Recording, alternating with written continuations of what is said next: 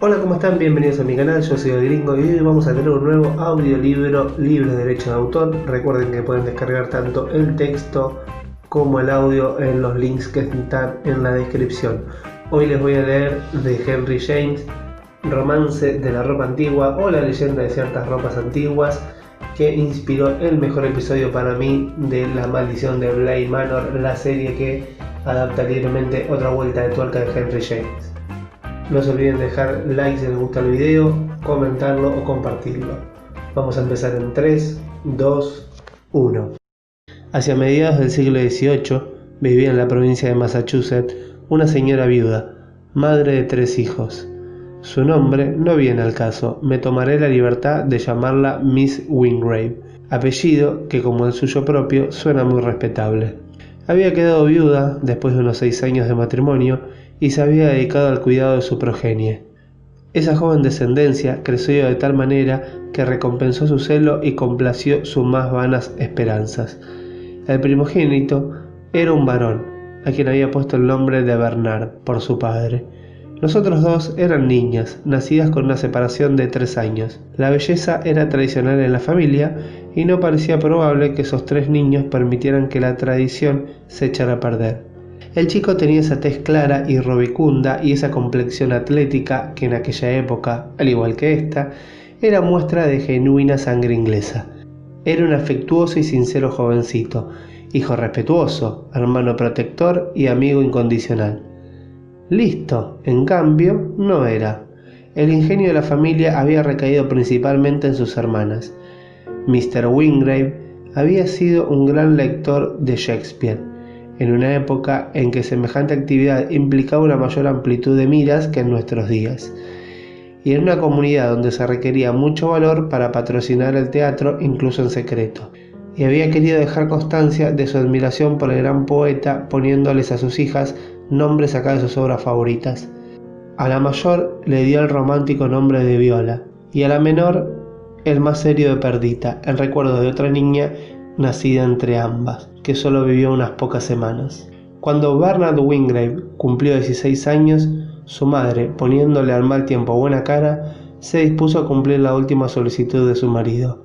Esta había consistido en una súplica ferviente de que, a la edad apropiada, su hijo fuese enviado a Inglaterra para completar su educación en la Universidad de Oxford, que era el centro donde él había estudiado. A Miss Wingrave le parecía que el muchacho no iba a encontrar el equilibrio entre los 2 hemisferios, pero conservaba la antigua sumisión de mujer casada. Reprimió sus sollozos, preparó la maleta de su hijo y su sencilla ropa provinciana, y la envió de camino allende a los mares. Bernard se matriculó en el college de su padre y pasó 5 años en Inglaterra, sin grandes honores, a decir verdad, pero con considerable cantidad de diversiones y sin ningún descrédito. Al dejar la universidad, realizó un viaje por Francia. En su 23º aniversario, se embarcó de regreso a casa, dispuesto a encontrar completamente insoportable como lugar de residencia a la pobrecita Nueva Inglaterra. En aquel tiempo Nueva Inglaterra era muy pequeña, pero se había producido cambios en casa.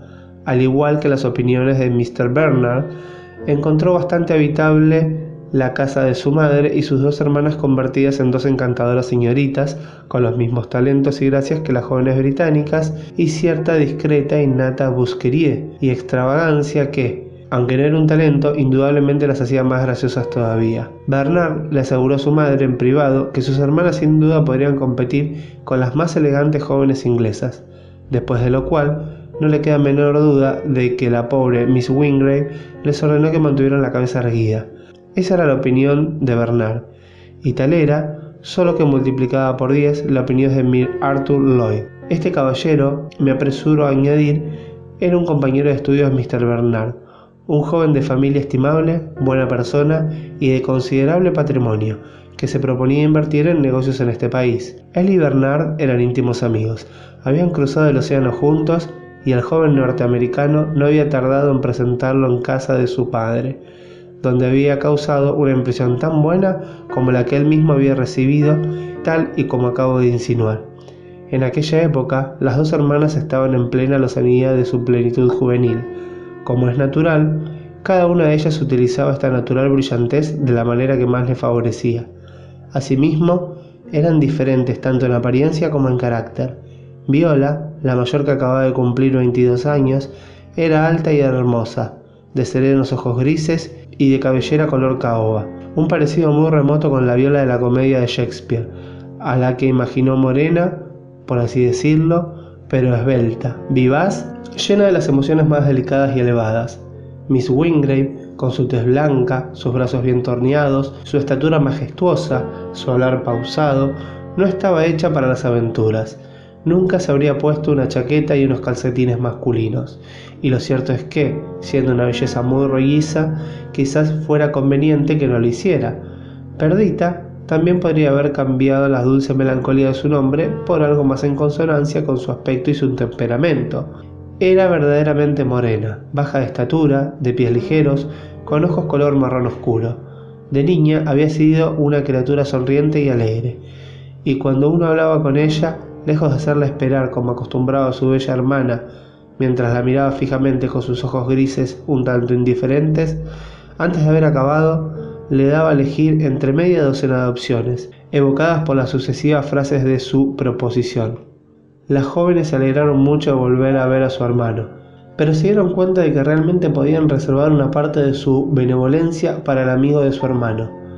Entre sus jóvenes amigos y vecinos, la belle jeunesse de la colonia, había muchos tipos excelentes, varios pretendientes fervientes y 2 o 3 que gozaban de la reputación de ser personas encantadoras y conquistadores cosmopolitas.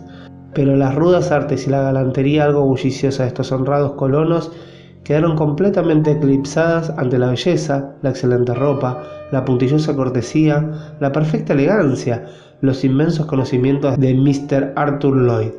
En realidad, no era ningún dechado. Era un joven sincero, resuelto e inteligente, rico en libras esterlinas, en salud y en prometedoras esperanzas, y con un pequeño capital de efectos por invertir. Pero era un caballero, poseía un rostro hermoso y había estudiado y viajado. Hablaba francés, tocaba la flauta, declamaba versos en voz alta, con muy buen gusto. Había una docena de razones por las que inmediatamente Miss Wingrave y su hermana tendrían que haberse vuelto exigentes con su elección de amistades masculinas. La imaginación de la mujer está particularmente adaptada a las diversas pequeñas convenciones y misterios de la buena sociedad. La conversación de Mr. Lloyd les relevó a nuestras jóvenes doncellas de Nueva Inglaterra mucho más acerca de los modales y recursos de la gente elegante de capitales europeas de lo que él nunca hubiera imaginado. Era muy agradable sentarse a su lado y oírle conversar con Bernard sobre elegante gente refinada y las cosas admirables que habían visto. Solían reunirse todos alrededor de la chimenea después del té en el saloncito revestido de madera, completamente inocente entonces de cualquier propósito de resultar pintoresco o cualquier otra cosa.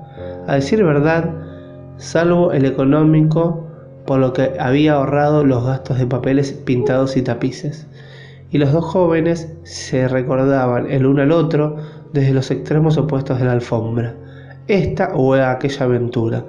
Viola y Perdita solían prestar oídos muchas veces para saber exactamente de qué aventura se trataba, y dónde ocurrió, y quién participó, y qué llevaban puesto a las mujeres.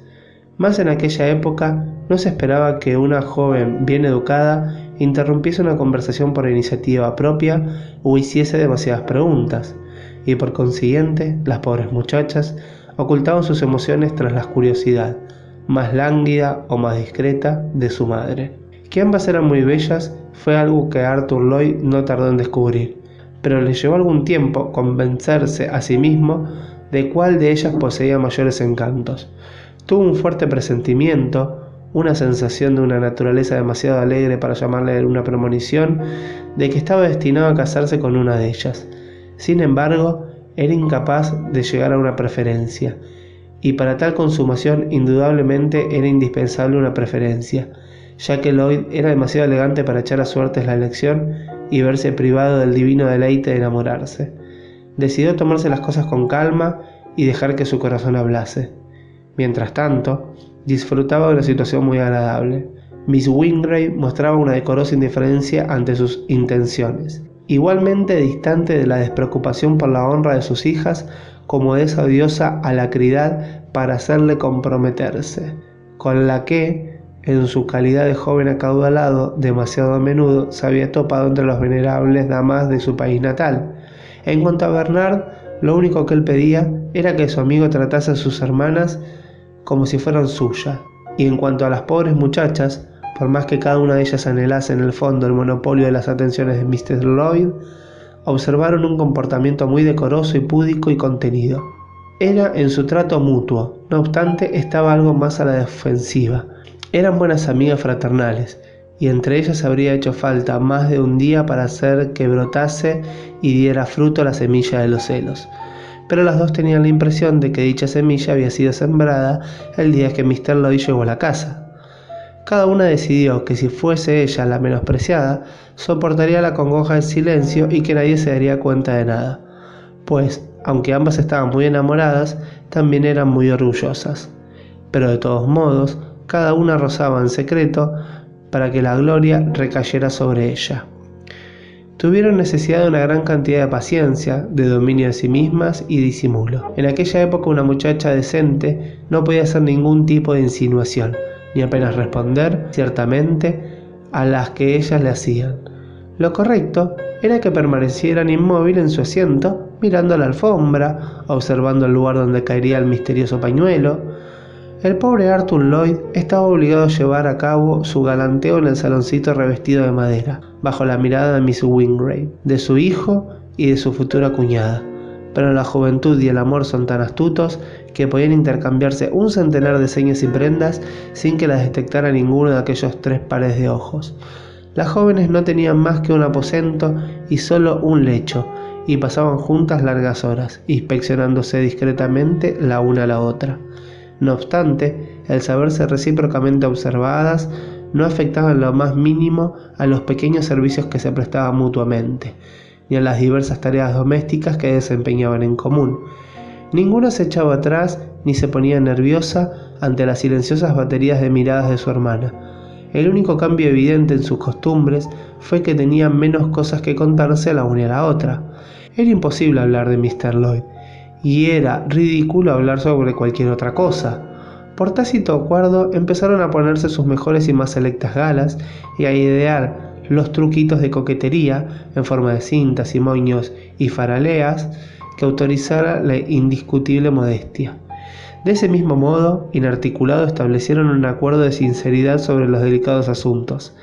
¿Es mejor así?, preguntaba Viola, prendiéndose el corpiño o un puñado de cintas y dejando de mirarse al espejo para volverse hacia su hermana. Perdita alzaba la vista de su propia labor con aire solemne y examinaba el adorno.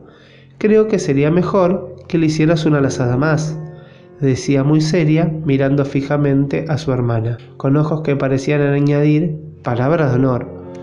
De modo que estaba siempre cosiendo y adornando sus enaguas y planchando sus muselinas, e ingeniando lociones, pomadas y cosméticos como las mujeres del hogar del párroco de Wakefield. Transcurrieron unos 3 o 4 meses. Era ya pleno invierno y Viola se daba cuenta de que si Perdita todavía no podía presumir de nada más que ella, no había mucho que temer de su rivalidad. Pero para entonces Perdita, la encantadora Perdita, tenía algo de impresión de que su secreto había llegado a ser 10 veces más inapreciable que el de su hermana. Una tarde, Miss Wingrave estaba sentada sola ante el espejo de su tocador, peinándose sus largos cabellos. Estaba demasiado oscuro para leer. Encendió las 2 velas en las arandelas del marco del espejo y luego fue a la ventana para cerrar las cortinas. Era un atardecer gris de diciembre. El paisaje estaba pelado y desolado y el cielo cargado de nubes que anunciaban nieve. Al fin del extenso jardín al que daba la ventana de la joven había una tapia de un pequeño postigo que comunicaba con una callejuela. La puerta estaba entornada, conmovido de manera imprecisa en la oscuridad creciente, y se balanceaba de un lado para el otro lentamente, como si alguien la moviera desde fuera de la callejuela. Era sin duda una de las criadas, pero cuando se disponía a echar la cortina, Viola vio a su hermana entrar en el jardín y apresurarse por el sendero que conducía hasta la casa. Corrió hasta la cortina, dejando una pequeña rendija para espiar, mientras Perdita recorría el sendero y parecía examinar algo que llevaba en la mano, acercándoselo mucho a los ojos. Cuando llegó a la casa, se detuvo un momento, miró fijamente el objeto, y lo apretó contra sus labios. La pobre Viola regresó despacio a su silla y se sentó frente al espejo, donde, si hubiera mirado menos distraídamente, habría visto sus hermosos rasgos lamentablemente desfigurados por los celos. Un instante después la puerta se abrió a su espalda y su hermana entró en la habitación sin aliento y con las mejillas arreboladas pese al aire frío. Perdita se sobresaltó. ¡Qué susto!, dijo. «Creí que estabas con mamá». Las tres mujeres iban a asistir a una merienda y en tales ocasiones una de las jóvenes salía a ayudar a su madre a vestirse. En lugar de entrar, Perdita se rezagó junto a la puerta. «Pasa, pasa», dijo Viola. «Todavía nos queda más de una hora. Me gustaría mucho que le hicieras unos cuantos retoques a mi peinado». Sabía que su hermana quería retirarse y que ella podía ver en el espejo todos sus movimientos de la habitación. «Venga, ayúdame a peinarme», dijo, «y después yo iré a ayudar a mamá». Perdita entró de mala gana y cogió el cepillo. Vio la mirada de su hermana en el espejo, que se fijaba mucho en sus manos. Todavía no se le había pasado 3 veces por el cabello cuando Viola sujetó con su mano derecha la izquierda de su hermana y se levantó de un salto de su asiento. «¿De quién es este anillo?», gritó con vehemencia arrastrándola hacia la luz. En el dedo corazón de la joven brillaba un anillo dorado, adornado con unos pequeños rubíes. A Perdita le pareció que ya no hacía falta guardar su secreto, pero debía efectuar su confesión con audacia. «Es mío», dijo con arrogancia. «¿Quién te lo dio?», gritó la otra. Perdita vaciló un instante. «Mr. Lloyd». «Mr. Lloyd se ha vuelto dadivoso de repente». «Ah, no», exclamó Perdita con brío. «No tan de repente. Me lo ofreció hace un mes». «¿Necesitabas un mes de súplicas para aceptarlo?», dijo Viola, mirando la pequeña sortija, que en realidad no era especialmente elegante, aunque sí la mejor que el joyero de la provincia podía suministrar. «Yo no lo habría aceptado en menos de 2. «No es el anillo», dijo Perdita, «es lo que significa». «Significa que no eres una muchacha recatada», gritó Viola. «Si se puede saber, ¿está enterada mamá de tu proceder? ¿Y Bernard?» «Mamá ha aprobado mi proceder. ¿Cómo tú lo llamas? Mr. Lloyd ha pedido mi mano, y mamá se la ha concedido. ¿Habrías preferido que te lo solicitara a ti, hermana?» Viola le dedicó a su hermana una larga mirada llena de envidia y pesar vehemente. Después bajó las pestañas sobre sus pálidas mejillas y se dio vuelta. Perdita se dio cuenta de que no había sido una cena agradable, aunque la culpa fue de su hermana, mas la muchacha de más edad rápidamente recuperó la arrogancia y se dio vuelta de nuevo. «Me congratulo mucho», dijo con escasa cortesía, «que seas muy feliz y tengas una larga vida». Perdita se rió amargamente. «No lo digas con ese tono», exclamó. «Francamente, preferiría que no me maldijeras». «Vamos, hermana», añadió. «Él no puede casarse con las dos». «Te deseo mucha suerte», repitió maquinalmente Viola, volviéndose a sentar frente al espejo, «y una vida muy larga y muchos hijos». Hubo algo en el sonido de aquellas palabras que no agradó a Perdita en manera alguna. «¿Me concederás un año al menos? En un año puedo tener un hijo, o en todo caso, una hija. Si me dejas el cepillo, te peinaré». «Gracias», dijo Viola. «Será mejor que vayas con mamá. No es apropiado que una joven prometida de matrimonio atienda a otra que no lo está». «De eso nada», dijo Perdita jocosamente. «Yo ya tengo a Arthur para atenderme. Tú necesitas mis servicios más de lo que yo necesito los tuyos». Pero su hermana le indicó con una mano que se fuera, y ella abandonó la habitación.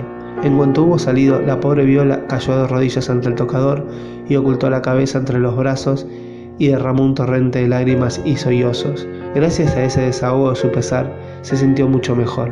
Cuando regresó su hermana, insistió en ayudarla en vestirse y que se pusiera las mejores ropas.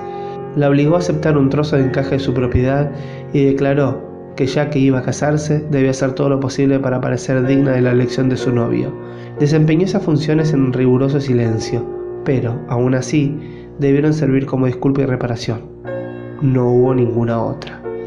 Ya que Lloyd era recibido por la familia en calidad de pretendiente aceptado, no quedaba más que fijar la fecha de la boda. Se designó para el siguiente mes de abril y mientras tanto se llevaron a cabo con diligencia los preparativos del casamiento. Lloyd, por su parte, estaba ocupado realizando planes comerciales y estableciendo correspondencia con la gran empresa mercantil a la que estaba vinculado en Inglaterra. Por lo tanto, no visitó con tanta frecuencia la casa de Miss Wingrave como durante los meses en que se mostraba tímido e indeciso, y la pobre Viola hubo de sufrir menos de lo que había temido viendo las muestras de cariño mutuo de los jóvenes novios. En lo referente a su futura cuñada, Lloyd tenía conciencia totalmente tranquila. Entre ellos no se había pronunciado ni una pizca de sentimentalismo, y él no tenía ni la más leve sospecha de que ella codiciara algo más que su fraternal estima. Se encontraba completamente a gusto. La vida se anunciaba plena de aventuras, tanto domésticas como financieras. Faltaba todavía 20 años para que las refulgentes nubes de la revolución surgieran en el horizonte, y era absurdo, era abominable temer que su dicha conyugal tomara trágicos derroteros. Entretanto, en casa de Miss Wingrave había un mayor frufru de sedas, un chasquido de tijeras y un vuelo de agujas más rápido que nunca. Miss Wingrave se había propuesto que su hija se llevara de casa el ajuar más espléndido que su dinero pudiera comprar o que el país pudiera suministrar. Fueron convocadas todas las mujeres sabias del condado y sus gustos aunados se concentraron en el vestuario de Perdita. La situación de Viola en aquellos momentos no era sin duda para ser envidiada. La pobre sentía una desmesurada pasión por los vestidos y tenía el mejor de los gustos, como su hermana sabía muy bien. Viola era alta, era majestuosa y arrolladora, estaba hecha para llevar tiesos brocados y cantidades gruesos de encaje, como corresponde a la atuenda de la esposa de un hombre rico. Pero Viola se mantenía en actitud distante, con sus hermosos brazos cruzados y la cabeza apartada, mientras su madre y su hermana y las venerables mujeres susodichas se preocupaban de pensar en las telas, abrumadas por sus innumerables recursos. Un día llegó una pieza de seda blanca con brocados color azul celeste y plata, enviada por el propio novio. En aquella época no se veía mal que el futuro marido contribuyera al trousseau de la novia. Perdita no podía imaginar realmente de qué tipo de hechura haría suficiente honor a la magnificencia de aquella tela. «El azul es tu color, hermana». «Más que el mío», dijo con ojos suplicantes. «Es una lástima que la tela no sea para ti. Tú sabrías qué hacer con ella». Viola se levantó de su asiento y examinó el reluciente tejido, extendió sobre el respaldo de una silla, después lo tomó con sus manos y lo palpó, con el mayor de los cuidados, como observó Perdita, y se volvió al espejo con él. Se echó al hombro uno de los extremos y dejó caer las piezas hasta sus pies, recogiéndolas alrededor de su cintura con su blanco brazo desnudo hasta el codo.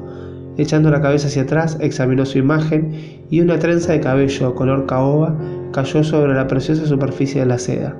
La impresión fue deslumbrante. Las mujeres que la rodeaban profirieron un pequeño «oh» de admiración. «Sí, en efecto», dijo Viola en voz baja, «el azul es mi color». Mas Perdita se dio cuenta de que se había expoliado su imaginación y que a partir de entonces se pondría a trabajar y resolvería todas las dudas acerca de qué hacer con la seda. Y la verdad es que se portó muy bien, como Perdita, que conocía la insaciable afición de su hermana por el oficio de modista. Estaba absolutamente dispuesta a declarar. Metros y metros de brillantes sedas y satenes, de muselinas, de terciopelos y de encajes pasaron por sus hábiles manos sin que de sus labios brotara una sola palabra de envidia. Gracias a su diligencia, cuando llegó el día de la boda, Perdita estaba preparada para adoptar más vanidades de este mundo que cualquier otra temblorosa joven novia que hasta entonces hubiese requerido la bendición sacramental de un eclesiástico de Nueva Inglaterra. Habíase convenido que la joven pareja saldría de luna de miel al extranjero y pasara los primeros días de su vida matrimonial en una casa solariega de un caballero inglés, un hombre de calidad y muy buen amigo de Lloyd. Era soltero y se declaró encantado de retirarse y dejarlos durante una semana con sus caricias y arrullos. Tras la ceremonia en la iglesia, que había sido oficiada por un sacerdote inglés, la joven Miss Lloyd se apresuró a regresar a la casa de su madre para cambiar su ropa nupcial por un traje de montar. Viola le ayudó a hacerse un cambio en la pequeña habitación que durante tantos años había compartido como buenas hermanas. Luego, Perdita se fue enseguida a despedirse de su madre, dejando que Viola la siguiera. La despedida fue breve, los caballos aguardaban en la puerta y Arthur estaba impaciente por ponerse en marcha. Mas Viola no la había seguido, y Perdita regresó a toda prisa a su habitación, abriendo la puerta bruscamente. Como de costumbre, Viola estaba frente al espejo, pero en una situación que hizo que la otra se detuviera llena de estupor. Se había puesto el velo y las guirnaldas nupciales de Perdita, y de su cuello pendía el pesado collar de perlas que la joven había recibido de su marido como regalo de bodas. Esos objetos habían sido dejados de lado precipitadamente, a la espera de que su dueña dispusiera de ellos a su regreso a la campiña inglesa. Engalanada con aquel atuendo, Viola estaba de pie ante el espejo, lanzando una prolongada mirada a sus profundidades y contemplando Dios sabe qué audaces visiones. Perdita se sintió horrorizada. Era una espantosa imagen que resucitaba de nuevo su antigua rivalidad. Dio un paso hacia su hermana como para quitarle el velo y las flores, mas al darse cuenta de la mirada de Viola en el espejo se detuvo. «Adiós, Viola», dijo. «Al menos podías haber esperado que me hubiese marchado», y salió apresuradamente a la habitación. Miss Lloyd había comprado una casa en Boston, que, según el gusto de aquella época, era considerado un prodigio de elegancia y comodidad. Se estableció muy pronto en ella con su joven esposa, de modo que una distancia de 20 millas la separaba de la residencia de su suegra. En aquella era de caminos y transportes primitivos, 20 millas era una distancia importante, equivalente a unas 100 actuales, y Miss Wingrave vio más bien poco a su hija durante el primer año de matrimonio. Sufrió en gran medida por su ausencia, y su afición no disminuyó por el hecho de que Viola hubiese caído en un terrible estado de desánimo, del que solo iba a recuperarse mediante el cambio de ambientes y situación. La verdadera causa del abatimiento de la muchacha no tardará en adivinar el lector. Sin embargo, Miss Wingrave y sus chismosas consideraron que su dolencia era puramente física y no dudaron de que obtendría alivio del remedio antes mencionado. Por lo tanto, su madre gestionó en su nombre una visita a unos parientes por parte de su padre, establecidos en Nueva York, que desde hacía un tiempo se quejaban de lo poco que veían a sus primos de Nueva Inglaterra. Viola fue enviada a esas buenas personas con una escolta apropiada y permaneció con ella varios meses. Entre tanto, su hermano Bernard, que había empezado a ejercer como abogado, decidió casarse. Viola volvió a casa para la boda, aparentemente curada de su congoja, con verdaderas rosas y lirios en las mejillas y una orgullosa sonrisa en sus labios. Arthur Lloyd vino a Boston para asistir a la boda de su cuñado, pero sin su esposa, que en breve esperaba ofrecerle un heredero. Hacía casi un año que Viola no la había visto. Se alegró, sin saber apenas por qué, de que Perdita se hubiera quedado en casa. Arthur parecía feliz, pero estaba más serio y adusto que antes de que casarse. A ella le pareció que tenía un aspecto interesante, pues aunque este vocablo, en su sentido moderno, todavía no había sido inventado, podemos estar seguros de que la idea sí. La verdad es que sencillamente estaba preocupado por el estado de salud de su esposa. No obstante, no dejó de observar, ni mucho menos, la belleza y el esplendor de Viola, y cómo eclipsaba verdaderamente a la pobrecita novia. La asignación que Perdita recibía para comprar ropa se la había transferido ahora a su hermana, que le sacaba un enorme provecho. La mañana siguiente a la boda, Lloyd hizo colocar una silla de montar femenina en el caballo del criado que había venido con él de la ciudad y salió a dar un paseo ecuestre con Viola. Era una fría y clara mañana de enero. El terreno estaba pelado y duro y los caballos en buenas condiciones, por no hablar de Viola, que estaba encantadora, con su sombrero empenachado y su chaqueta de montar azul oscuro ribeteada de piel. Cabalgaron toda la mañana, se extraviaron y se vieron obligados a detenerse a almorzar en un caserío. Cuando llegaron a casa ya había empezado el anticipado anochecer invernal. Miss Wingrave los recibió con cara larga. A mediodía había llegado un mensajero enviado por Mrs. Lloyd. Había empezado a sentirse enferma y deseaba que su marido regresara inmediatamente. El joven prefirió una blasfemia al pensar que había perdido varias horas y que cabalgando sin descanso se habría podido estar junto a su esposa. No consintió en detenerse a cenar algo, sino que montó al caballo del mensajero y partió al galope. A medianoche llegó a su hogar. Su esposa había dado a luz una niña.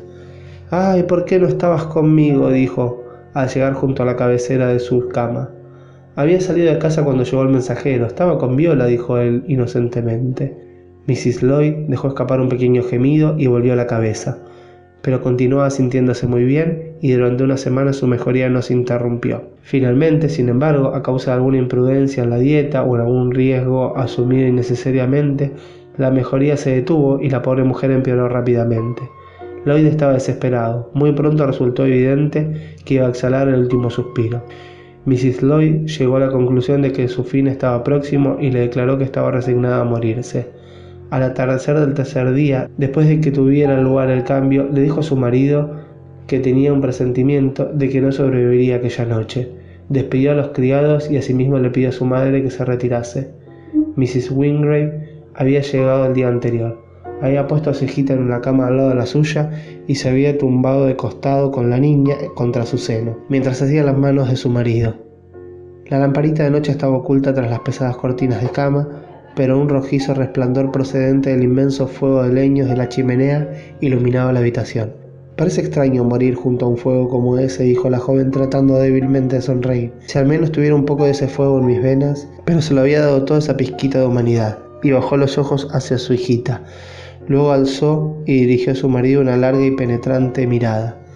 Como último sentimiento que persistía en su corazón era de recelo. No se había recobrado de la conmoción que Arthur le había causado al contarle que mientras ella pasaba moradas, él había estado con Viola. Confiaba en su marido casi tanto como lo amaba, pero ahora que iba a marcharse para siempre, su hermana le inspiraba un escalofriante horror. En su fuero interno presentía que Viola nunca había dejado de envidiarle su buena suerte, y un año de feliz seguridad no había borrado la imagen de la joven ataviada con sus galas nupciales y sonriendo a su codiciado triunfo. Ahora que Arthur iba a estar solo, ¿qué no haría Viola? Era hermosa, era encantadora. ¿Qué artes no utilizaría? ¿Qué impresión no causaría en el melancólico corazón del joven? Mrs. Lloyd miró a su marido en silencio. Resultaba difícil después de todo dudar de su fidelidad. Sus hermosos ojos estaban henchidos en lágrimas. Su rostro estaba descompuesto por el llanto. Sus manos la estrechaban afectuosa y apasionadamente. Qué noble parecía, qué tierno, qué fiel y devoto. No, pensó Perdita, no está hecho para alguien como Viola. Nunca me olvidará. Ni Viola lo quiere de veras. Solo le gustan las vanidades, las galas y las joyas. Bajó la mirada hacia sus blancas manos, que la liberalidad de su marido había cubierto de anillos, y hacia los fruncidos encajes que adornaban los bordes de su camisón. Viola codicia más mis anillos y mis encajes que mi marido. En aquel momento, a pesar de la rapacidad de su hermana, pareció proyectar una negra sombra entre ella y la indefensa figura de su hijita. «Arthur», dijo, «tienes que quitarme todos los anillos. No quiero que me entierren con ellos. Algún día mi hija los llevará. Mis anillos, mis encajes y las sedas.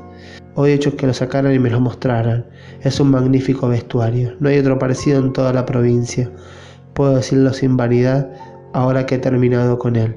Será una estupenda herencia para mi hija cuando se convierta en mujer. Hay cosas en las que un hombre no puede comprar dos veces, y si se pierden, nunca volveremos a ver otras iguales, de modo que guardarlas bien. Una docena de ellas se las lego a Viola. Ya se las he especificado a mi madre. Le doy aquel vestido azul y plata. Está hecho para ella. Yo solo lo llevé una vez, no me sentaba bien. Pero lo demás debe ser guardado religiosamente para esta pequeña inocente. Es providencial que su color sea el mismo que el mío. Podrá llevar mis vestidos. Tiene los ojos de su madre. Ya sabes que las modas se repiten cada 20 años. Podrá llevar mis vestidos sin retocarlos hasta que se los pueda poner. Se quedarán aquí, discretamente envueltos en alcanfor y pétalos de rosa, y conservarán sus colores en la fragante oscuridad. Tendrá el pelo negro y llevará mi traje de satén de color rosa vivo. ¿Me lo prometes, Arthur? ¿Qué he de prometerte, cariño? Prométeme que guardarás los vestidos de tu pobre esposa. ¿Acaso temas que los venda? No, pero pueden dispensarse. Mi madre me los envolverá adecuadamente y tú los guardarás y darás 2 vueltas de llave. ¿Te acuerdas del gran baúl que hay en el desván con refuerzos de hierro? Su capacidad no tiene límite. Allí podrás ponerlos todos. Mi madre y el ama de llave lo harán y te darán la llave. Y tú guardarás la llave en tu secretar y jamás se la darás a nadie que no sea tu hija. ¿Me lo prometes? Oh, sí, te lo prometo, dijo Lloyd, desconcertado ante la intensidad que su esposa parecía aferrarse a ese plan. ¿Lo juras?, repitió Perdita. Sí, lo juro. Bien, confío en ti, dijo la pobre mujer, mirándole con unos ojos en los que si él se hubiera sospechado los vagos recelos de ella, debería haber podido interpretar tanto una súplica como una certeza. Lloyd soportó la pérdida con serenidad y valentía. Un mes después de la muerte de su esposa, en el transcurso de sus negocios, surgieron circunstancias que le ofrecieron una oportunidad de ir a Inglaterra. Aprovechó la oportunidad como una distracción de sus sombríos pensamientos. Estuvo ausente casi todo un año, durante el cual su hija fue cuidada con ternura por su abuela.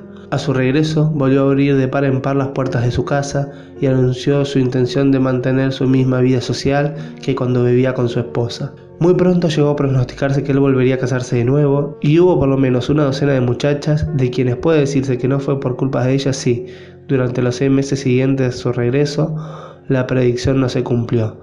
Durante ese intervalo, dejando a su hija en manos de Miss Wingrave, ya que le aseguró que un cambio de residencia a tan tierna edad era un riesgo para su salud. Sin embargo, finalmente declaró que su corazón anhelaba la presencia de su hija y que debía devolverla a la ciudad.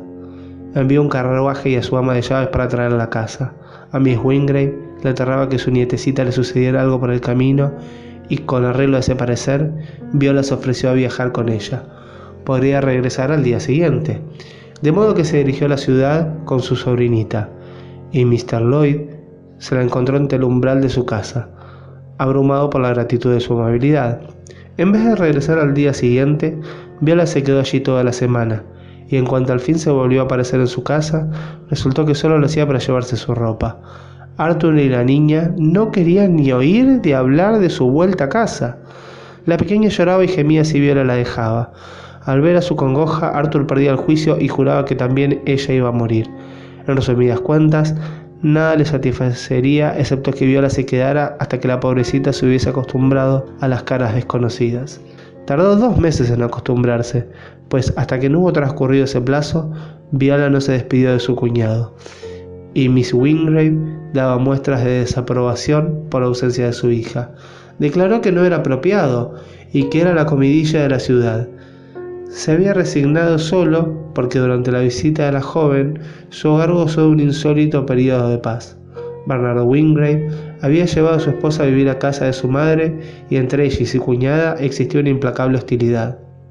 Es posible que Viola no fuese ningún ángel, pero en la vida cotidiana solía ser una muchacha bastante afable y si se peleaba con Miss Bernard no era sin mediar provocación.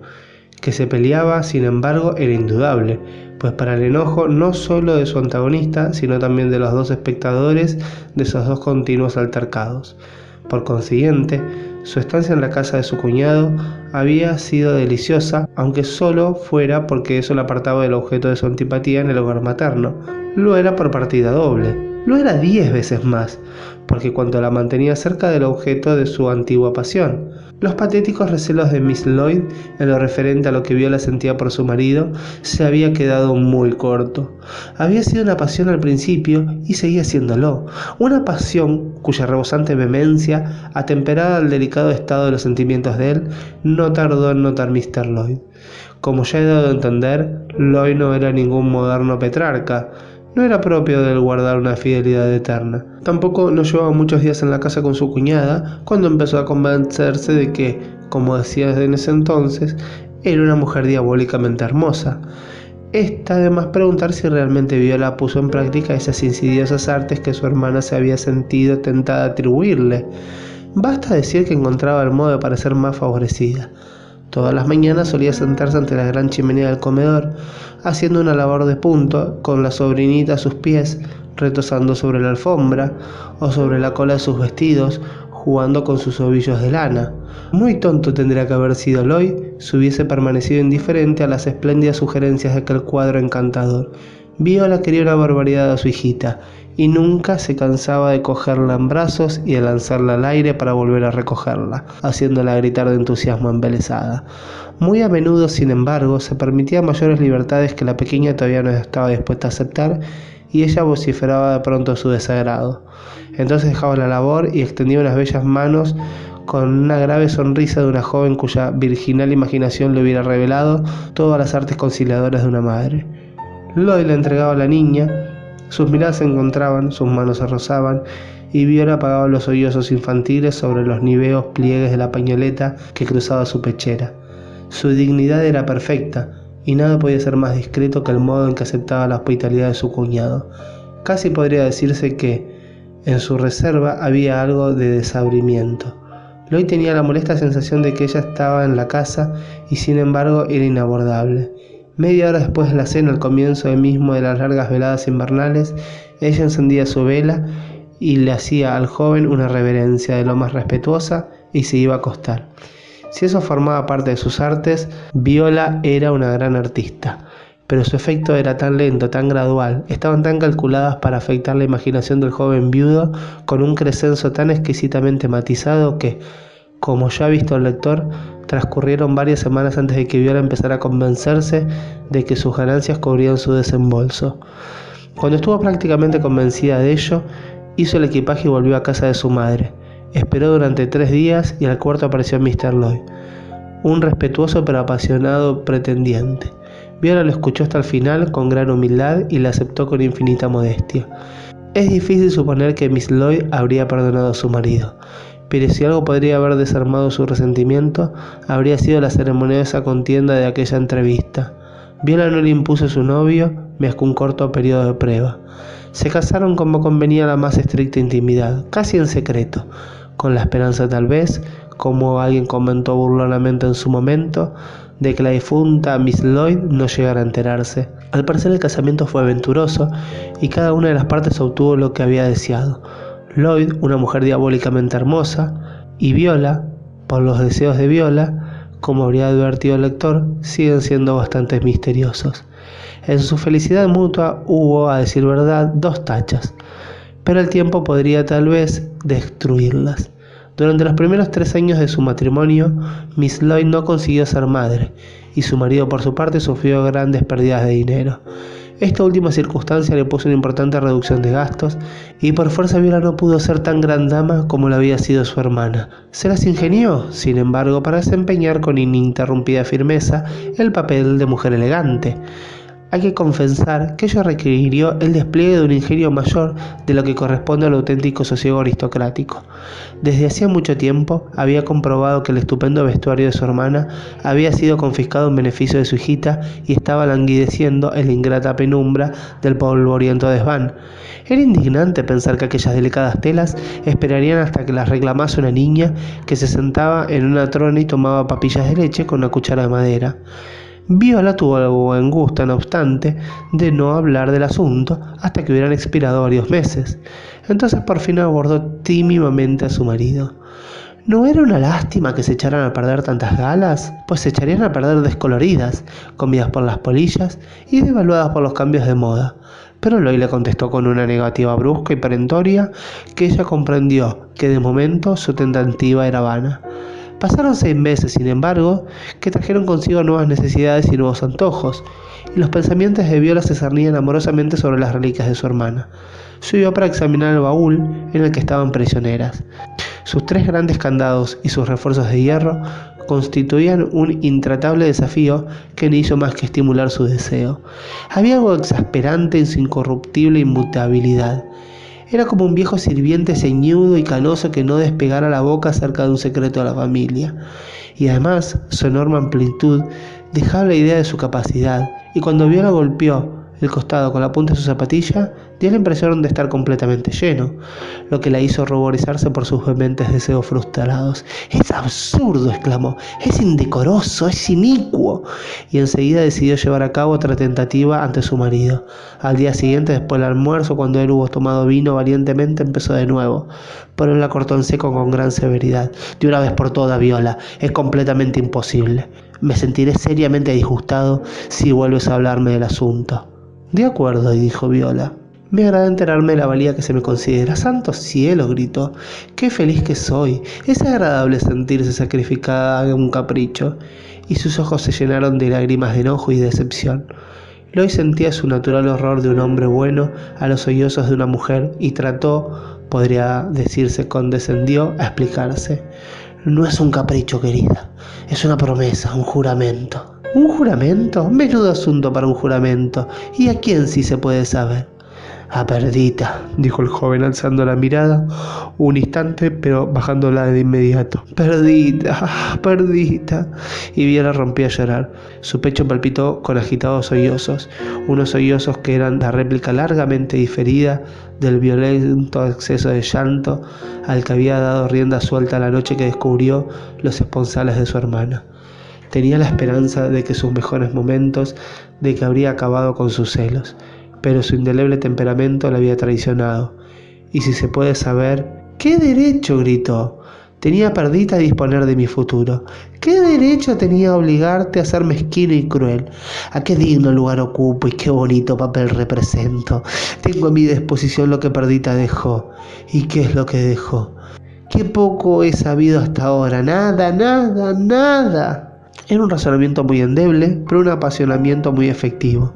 Lloyd pasó el brazo alrededor del talle de su esposa y trató de besarla, pero ella se lo quitó de encima con espléndido desdén. Pobre hombre. Había codiciado a una mujer diabólicamente hermosa y la había conseguido. Su desdén era inadmisible. Se marchó zumbándole los oídos, indeciso, confundido. Ante él estaba el secreter y dentro la sagrada llave con la que su propia mano había echado triple cerrojo. Se adelantó y lo abrió y sacó la llave de un cajón secreto, envuelta en un paquetito que él mismo había sellado con su propio blasón. Teneo, rezaba la divisa, guardo. Pero le avergonzaba volver a ponerlo en su sitio. La arrojó sobre la mesa de su esposa. Guárdala, gritó ella, no la quiero. La odio. Yo me lavo las manos en este asunto, dijo su marido. Dios me perdone. Mrs. Lloyd se encogió de hombros con indignación y abandonó la habitación, mientras el joven se retiraba por la otra puerta. 10 minutos más tarde, Miss Lloyd volvió y encontró la habitación ocupada por su pequeña hijastra y la niñera. La llave no estaba sobre la mesa. Miró a la niña. Estaba subida a una silla con un paquetito en las manos. Había roto el sello con sus propios deditos. Miss Lloyd se apoderó de la llave a toda prisa. A la hora habitual de la cena, Arthur Lloyd regresó a su despacho. Era el mes de junio y la cena estaba servida a la luz del día.